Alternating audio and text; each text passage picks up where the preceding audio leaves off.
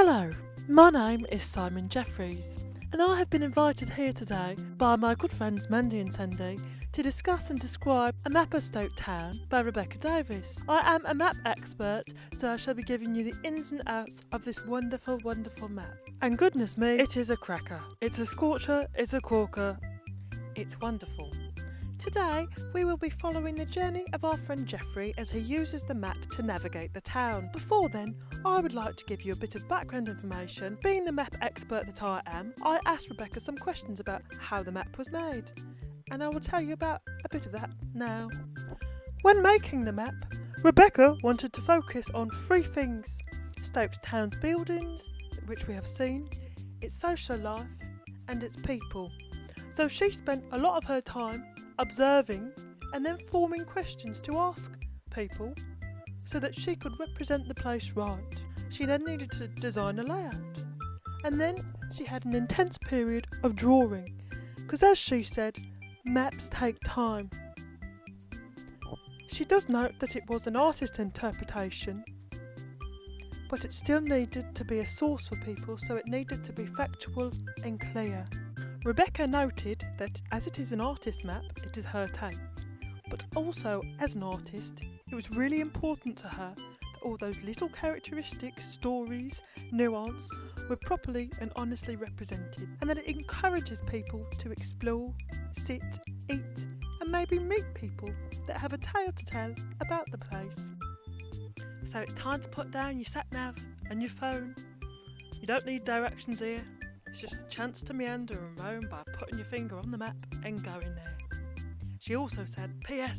Please make having a samosa at Tiffin and Chai part of your trip. Yumity yum. And she's right, the Tiffin and Chai samosas are the best thing I've ever tasted, and the size of your head. Okie doke, here we are going to follow our good friend Jeffrey. Here he is right now, we're zooming in. No, he's not the pigeon, he's the guy to your left. We're going to follow him around the map as he uses the map to meander around the town. Okie dokie, here we go. But where will he go? Let's find out now. Here he goes, up and away. And he's zooming off up Church Street. He pops his post in at the post office, he drops his book off at the library, and he's away to Stoke Cafe for a cup of coffee and 2 cheesy oatcakes. And he's off on his way again. And he passes Hippie at Heart in the Gold Centre, and he spies Eleanor Street. Oh, and he takes it, and he's off on up the canal. It's a beautiful day out, the sun is shining, and there is blue sky everywhere. He wanders, he says hello to the geese, he says hello to the ducks, and he's taken quite the journey. And he's ever so parched, so he stops in at the Glebe and has a pint and a packet of crisps. Hello, barkeep, how you doing? And then he says he's off on his way to Spode Rose Garden to take in the sights, the sounds, the smells of the beauty that is the Spode Rose Garden. Oh, those volunteers have kept it nice, haven't they? And he's off to the newsagents to pick up a sentinel, because he can't do without his daily sentinel. He takes Hartshill Road up to the top to find Bread in Common. And as it's Friday, he picks up a page of Fear lunch, will sit down, grabs his bread, and heads on his merry old way. On the way back, he sees his friend. Oh, hello, how you doing? As it's Stoke, everyone stops to chat. It's a friendly old place. But he can't chat for long because he's got to get to the charity shop, which Rebecca has denoted on the map as a chazza, or with a star. So he's in the Samaritans now, looking at the ceramics. He grabs a Ming vase. What an absolute bargain. Oh, he's heading down Epworth Street because he knows where he's going. He's going to his spot of rest and relaxation. He finds his spot under the lamppost where he goes every day to take a moment of quiet and peace and calm and reflection.